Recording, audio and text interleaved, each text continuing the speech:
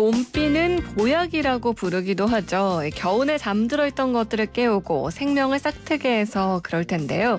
그래서 이 비가 그치면 왠지 좋은 일이 생기지 않을까 하고 기대하게 됩니다. 혹시 과학계에도 이런 봄비 같은 소식이 있을까요? 지금부터 알아볼게요. 매주 화요일 우리가 놓치고 있었던 신비한 과학의 세계, 과학을 품은 뉴스, YTN 사이언스 이동은 기자와 함께합니다.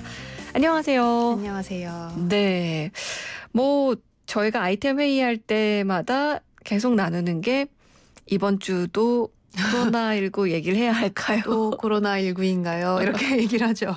아니 좀 잠잠해지면 좋으련만 네.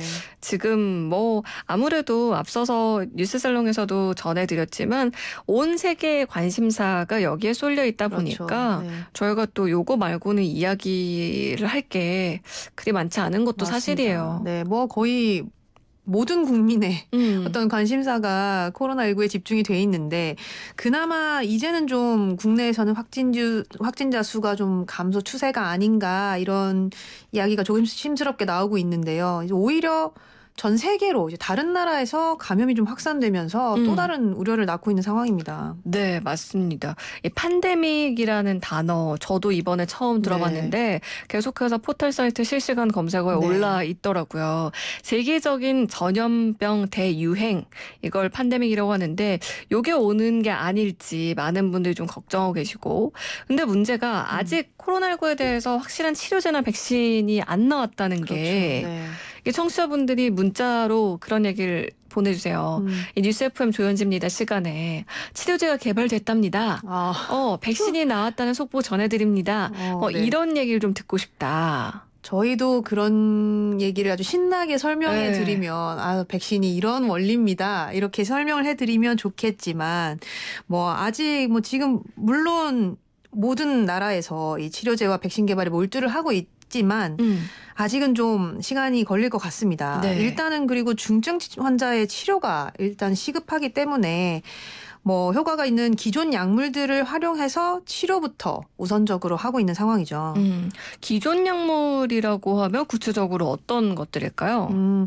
우선 이 전 세계적으로 한 30종 이상의 항바이러스제 가운데서 이 코로나19에 효과가 있는 약들을 골라내서 쓰고 있는데 지금 많이 쓰이고 있는 게 한 서너 가지 정도가 됩니다.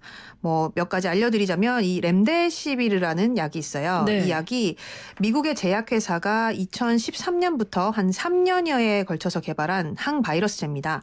당시에 이 에볼라 치료제로 쓰기 위해서 임상시험을 했는데 초기에는 이게 효과가 있을 것으로 보였지만 결과적으로는 확실한 효과를 입증하지는 못했고요. 네. 이제 후속 연구를 하다가 메르스라든가 사스와 같은 코로나 바이러스 종류의 이 효과를 나타낸다 이런 사실이 확인이 됐습니다. 네. 그래서 이번에 이 코로나19에도 이 약이 효과가 있는 것으로 나타나면서 이제 여러 나라에서 이 약을 치료제로 쓰고 있고요. 아직까지 확실한 효과를 입증을 하려면 검증이 조금 더 필요한 상황입니다. 네, 렘데시비르라는 약을 설명해 주셨는데 요 약 우리나라에서도 지금 쓰고 있을까요? 우리나라는 아직까지 이 약을 쓰진 않고요. 네. 우리나라에서 주로 쓰는 것은 칼레트라라는 약입니다. 네. 이것도 역시 미국에서 개발을 했고요. 이건 에이즈 치료제입니다. 근데 이 약이 두 가지 항바이러스제 성분이 같이 들어있어요. 그래서 이 하나만 먹어도 두 가지 성분을 같이 먹는 효과가 있는데 코로나19에도 이 약이 좀 효과가 있다. 치료제로서 역할을 할 수 있다. 네. 이런 결과가 있어서 이제 쓰고 있습니다. 이제 국내에서는 경증 환자의 경우는 대증요법이라고 하죠. 이 증상이 나타날 때 완화하는 어떤 그런 방법으로 쓰이고요. 네. 중증도 이상 환자한테도 이 약을 처방하면 효과를 볼 수 있다고 하고요. 또 이거 말고도 말라리아 치료제로 쓰이는 이 클로로퀸이라는 약도 있고요. 또 일본에서 개발한 항바이러스제 아비간 같은 경우도 있습니다. 이름들은 조금 어렵긴 한데 이 아비간 같은 경우는 우리나라에서는 아직 수입을 하지 않고 있고요. 클로로퀸 같은 경우는 우리나라도 쓰고 있고요. 이 아비간도 중국에서는 약으로 이 약으로 이제 치료를 해보려고 시도를 하고 있다고 합니다. 네. 지금 말씀해 주신 약들을 쭉 들어보면 에볼라나 에이즈, 말라리아 이런 것처럼 기존의 다른 병을 치료하기 위해서 개발했던 치료제가 이번 코로나19에서도 좀 효과를 거두고 있는 그런 상황인데 그러면은 지금 어쨌든 이게 신종 바이러스이기 때문에 쓸 수 있는 약이 다양할수록 좋은 거겠죠? 네, 그렇긴 합니다. 뭐 그런데 말씀하신 대로 이 코로나19가 신종 그리고 변종 바이러스잖아요. 네. 그만큼 이 확실하게 어떤 약이 효과가 있다 이렇게 입증이 된 약물은 아직까지는 없습니다. 그래서 국내에서도 이 코로나19에 대해서 기존 약물 효과를 확인하는 시험들이 계속 이뤄지고 있는데요. 네. 앞서 말씀드린 이 렘데시비르 같은 경우는 효과가 좀 제일 좋을 것이다라는 평가가 있어서 우리나라에서도 임상시험을 진행을 하기로 했습니다. 이 미국의 국립보건원이 전 세계의 코로나19 환자 394명을 대상으로 임상을 진행을 이제 시작을 했는데 네. 우리나라도 여기에 협력을 하기로 했고요. 여기에서 이제 치료 효과와 약물의 어떤 안전성, 사람에게 투약했을 때의 안전성을 확인하는 게 목표입니다. 네. 또 이 약 같은 경우는 이 약을 만든 제약사에서 자체적으로 임상시험도 또 동시에 진행을 합니다. 그래서 이 아시아 국가를 포함을 해서 지금 유럽에서 가장 많은 확진자가 나온 이 이탈리아 네. 환자까지 다 포함해서 한 1,000여 명 정도를 대상으로 임상을 하는데요. 네. 여기도 우리나라 이 의료기관이 한 3곳 정도가 참여를 합니다. 그래서 국내 환자 195명 정도, 200명 조금 안 되는 수를 대상으로 임상을 진행을 할 계획이고요. 뭐 빠르면 5월 중에 이 결과가 나올 것이라고 합니다. 네. 그런데 이 실제로 렘데시비르 같은 경우는 중국에서 지금 한 지난 2월 초 정도부터 네. 코로나19 환자를 대상으로 임상을 진행을 하고 있습니다. 그래서 이 중국 같은 경우는 4월 말이면 끝날 것이다 이렇게 얘기를 하고 있는데 아마 그 전에도 뭐 중간 결과 정도에서 어떤 뚜렷한 효과를 확인할 수 있는 결과가 나오면 아마 좀 발표를 하지 않을까 이렇게 기대를 하고 있습니다. 네.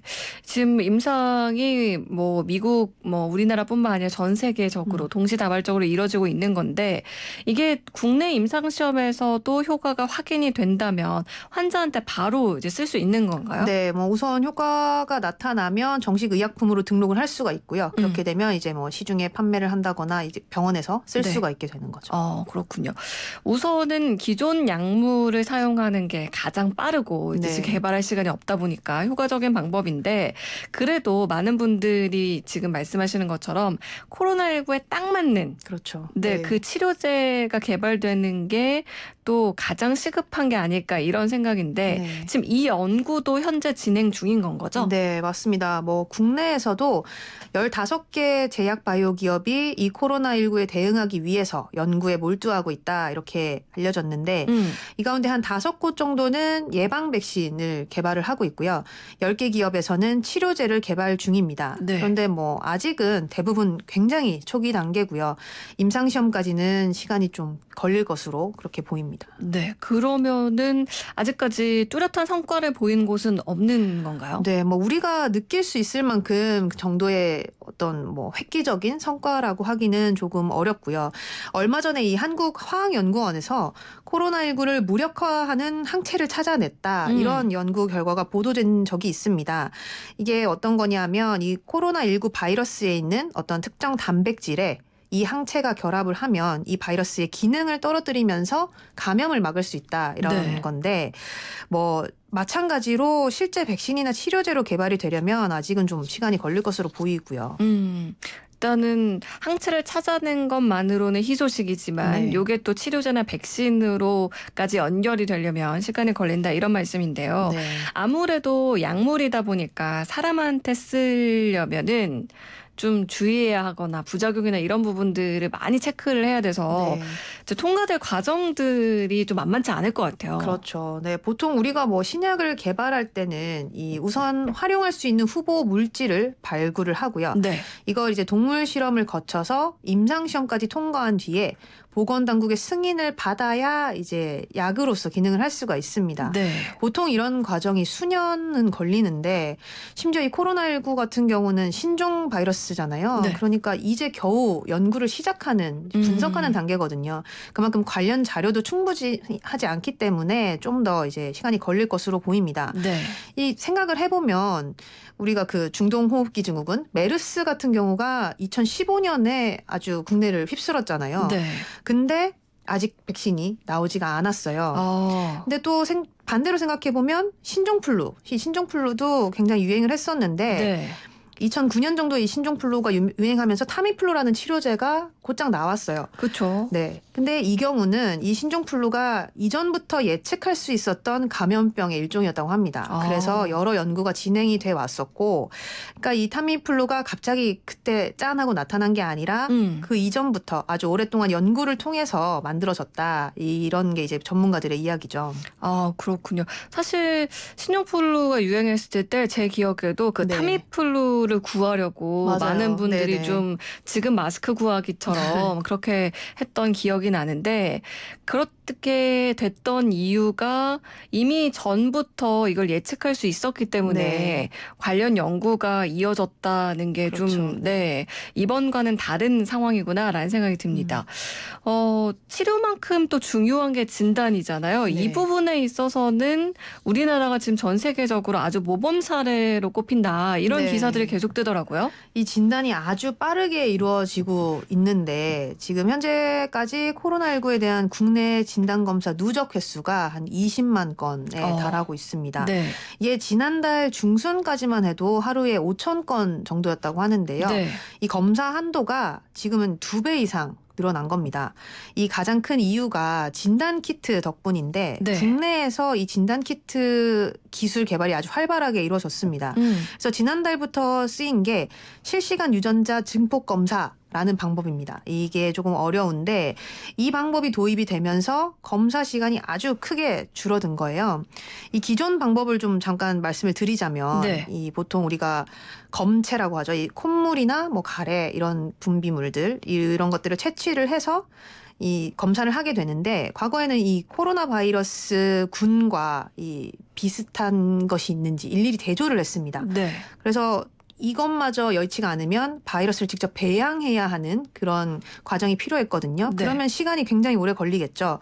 보통은 24시간 이상 걸리고요. 길게는 이 검사 하나를 하는데 일주일까지도 걸렸다고 합니다. 네. 근데 이번에 이 새로 도입된 진단 키트 같은 경우는 이 검체에다가 시약을 묻히기만 하면 코로나19 바이러스가 반응을 합니다. 그러니까 한 6시간 정도면 감염 여부를 바로 알 수가 있고요. 네. 정확도도 거의 뭐 99% 정도에 달한다고 하거든요. 또 뭐 최근에는 이 시간을 더 단축을 해서 국내 한 기업에서 이 검사를 1시간 45분 만에 끝낼 수 있는 어떤 진단 키트도 개발을 했다고 합니다. 네. 아니, 이 국내 진단 기술 덕분에 확진자를 가려내는데도 시간을 크게 단축할 수 있고, 네. 그만큼 이제 뭐 확진이 되냐 아니면은 이제 아닌 것으로 판명이 나든 이제 확인이 빨리빨리 되면은 이제 동선을 파악하고 그렇죠. 아무래도 이제 격리하는 걸 빨리빨리 할 수 있으니까 감염을 막을 수 있다는 건 거잖아요. 네, 위급한 환자도 바로 치료가 가능하고요. 그리고 네. 그렇죠. 그러다 보니까 해외에서 뭐 이 우리나라의 진단 키트를 좀 수출해달라, 네. 뭐 이런 러브콜이 쇄도하고 있다, 뭐 이런 네. 기사도 본 것 같아요. 맞아요. 또 이 해외에서 주목하고 이 벤치마킹까지 하겠다라고 한 게 바로 이 드라이브스루 선별진료소. 아, 네. 네, 들어보셨을 건데 이 최근 우리나라가 이 시작을 했었죠. 이 검사 대상자가 차에 탄 상태로 바로 검체를 채취를 할 수 있는 건데 먼저 이 접수 단계에서 본인 확인을 한 뒤에 진료 단계로 넘어가면 의료진이 이 발열과 호흡기 상태를 체크를 하고요. 수납을 거쳐서 이제 검체 채취를 하면 끝입니다. 그러니까 이것까지 모든 검사 과정이 한 10분 정도면 완료가 되는 거죠. 좀 편리하니까 사람들이 많이 이제 참여를 자발적으로 할 수가 있게 되고요. 네, 그러다 보니까 해외에서도 뭐 이 드라이브스루 검사라던가 아니면 그 진단 키트에 대해서 좀 관심을 네. 가지고 벤치마킹하고 뭐 수출을 요청하고 뭐 이런 상황인 것 같은데, 뭐 진단 기술이 일단은 뒤떨어지는 것보다는 이렇게 네. 개발됐고 그렇죠. 더 선진적인 기술이 나온다는 거는 정말 환영할 만한 일입니다. 하지만 말씀하신 것처럼 치료제나 백신 개발까지는 시간이 좀 걸린다는 게 네. 이제 가장 중요한 문제이지 않을까라는 생각이 드는데, 그만큼 또 진단과 철저한 예방이 중요하지 예방이 않을까. 중요하죠. 네. 네. 뭐 지금 마스크 때문에 많은 분들이 마음고생하고 계시잖아요. 근데 또 그것보다 더 중요한 게 손 씻기라고 맞습니다. 하니까요. 많은 분들이 어디든 수시로 손을 좀 씻어주시고 안전수칙을 지켜주셨으면 좋겠습니다. 오늘 이 코로나19 관련해서 치료제 이야기들 좀 해봤는데, 그냥 치료제 이름만 들었을 때는 너무 어려운 말들이어가지고 그렇죠. 좀 네. 멀게만 느껴졌는데 오늘 설명을 듣다 보니까 이래서 이런 약들을 쓰고 있는 거구나 이런 생각을 좀 하게 됐습니다. 네. 과학을 품은 뉴스 YTN 사이언스 이동원 기자와 함께했습니다. 오늘 말씀 고맙습니다. 네, 감사합니다.